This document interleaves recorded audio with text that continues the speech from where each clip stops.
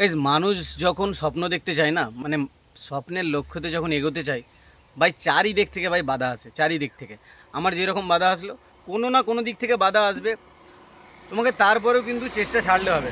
Hey guys, welcome to my new video. তো কেমন আছো তোমরা? আশা করছি আছো অনেক ভালো। হয়তো দিন দিন হয়ে যাচ্ছে আমি অনেক কালো। তো গাইস, কালকে যে আমি ভিডিওটা আপলোড করেছিলাম, কি ভিডিও আপলোড করেছিলাম তোমরা জানো।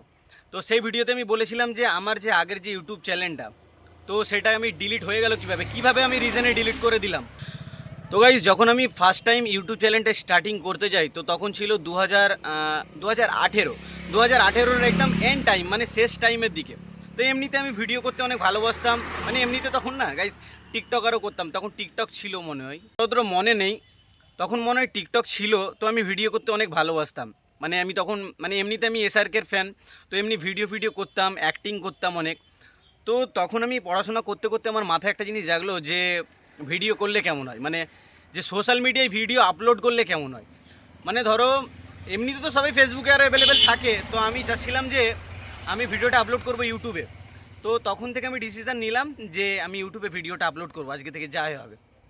তো তখন মামা আরও সব দেখতো, রাগারাগি করতো, মানুষ যেমন হয় আর কি। ভিডিও প্রথম প্রথম স্টার্টিং করলে আপলোড করা চালু করে দিয়েছিলাম গত 4 মাস ধরে। 4 মাস ধরে আপলোড করতাম।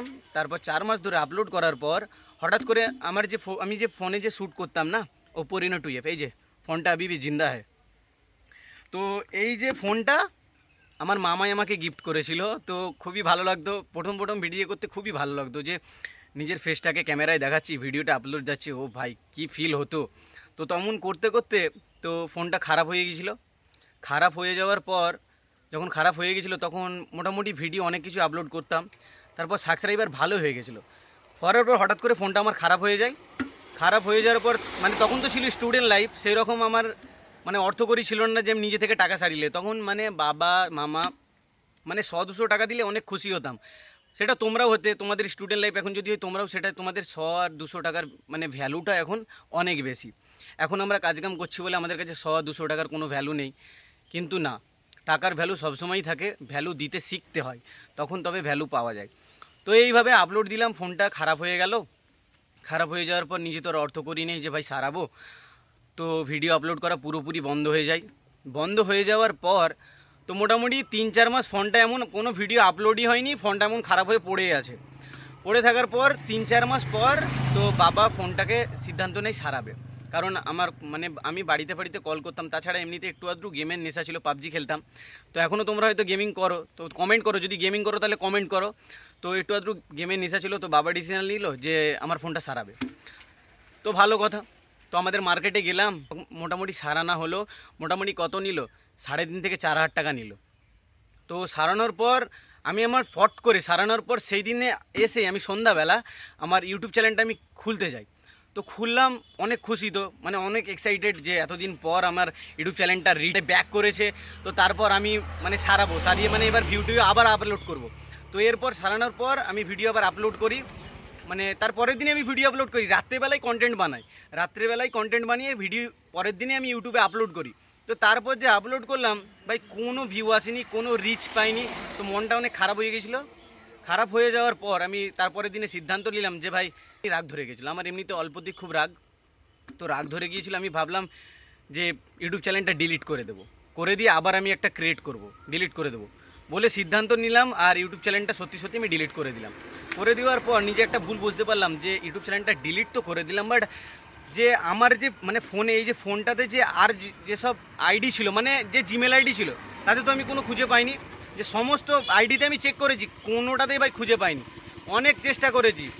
তো গাইজ দেখতে পাচ্ছ আমার যে জিমেল ছিল, মানে ফোনে আমি অনেকগুলো জিমেল ক্রিয়েট করে ফেলেছিলাম, তাই জন্য আমি কনফিউজ হয়ে গেছিলাম যে আমার মানে আইডিটা, মানে যে ইউটিউব চ্যানেলের আইডিটা আমার কোন আইডিতে আছে। তো এর জন্য অনেক সমস্যা হয়ে গিয়েছিলো। প্রথম প্রথম রিচ হয়তো কম হতো, তারপরে কিন্তু রিচ বেড়ে যেত। তারপর আমি অনেক চেষ্টা করেছি, খুঁজে তো ভাই পাইনি। তো মনটা অনেক খারাপ হয়ে গেছিলো, তারপর আর কোনো আশাই ছেড়ে দিই। গাইজ বর্তমানে 2026 তো আমি 2 উইক আগে আমি ভাবলাম যে আমি আবার ভিডিও ইউটিউবে আপলোড করব। তো এমনিতেই আমাকে পাশের পাড়ার বলো, তাছাড়া আমাদের পাশের বাড়ি বোন দাদা সবাই কিন্তু বলে যে ভিডিও করা বন্ধ করলি কেন। তারা তো জেনেছিল না যে আমার মধ্যে এত কিছু রিজন ক্রিয়েট হয়ে গেছিলো, যদি জানতো তারা হয়তো এই কথা বলতো না। তো আমি ভাবলাম যে আমি আবার ইউটিউব আবার আপলোড করব, তো সেই জন্য আবার কিন্তু আমি ভিডিও আপলোড করা চালু করেছি। গাইজ মানুষ যখন স্বপ্ন দেখতে চায় না ভাই, চারিদিক থেকে ভাই বাধা আসে, চারিদিক থেকে। আমার যেরকম বাধা আসলো, কোনো না কোনো দিক থেকে বাধা আসবে, তোমাকে তারপরেও কিন্তু চেষ্টা ছাড়লে হবে না, চেষ্টা করে যেতে হবে, চেষ্টার পরে কিন্তু পাবে তুমি ফল। আরেকটা কথা তোমাদেরকে খুব খুব খুব রিকোয়েস্ট করব যে তোমরা যে কাজ করছো সেটা অনলাইন হতে পারে বা অফলাইন হতে পারে, যে যার লক্ষ্যে যেটা এগোচ্ছ, তো তোমরা কিন্তু মন দিয়ে আগাও। কোনো বাধা আসলে ভাই বাধা ফেলে রেখে আগাও। বলেনি পেছন থেকে যদি দড়ি দিয়ে কেউ বেঁধে রাখে তারপরে আমি আগিয়ে যাব, সেই রকমই আগিয়ে যাও কনফিডেন্টে একদম। তো আগিয়ে যাও, দেখবে ফল একদিন তোমার হাতে। তো গাইজ যেইগুলো বললাম মন দিয়ে করিও, নিজের লক্ষ্যে আগিয়ে যেও, এতটুকুই তোমাদেরকে রিকোয়েস্ট করব। চলো আজকের ভিডিও আর বেশি বড় করব না, কারণ সন্ধে হয়ে আসছে। আজকের ভিডিও বেশি বড় করব না, বাড়ি যেতে হবে, নাহলে ধরে মারবে। তো চলো দেখা হচ্ছে পরের ভিডিওতে। আর ভিডিওটাকে অবশ্যই লাইক করে চ্যানেলটাকে সাবস্ক্রাইব করে ওই যে মন্দিরের ঘন্টাটা আছে ওটাকে অলে সেট করে দিবে। তো চলো ততক্ষণের জন্য বাই বাই।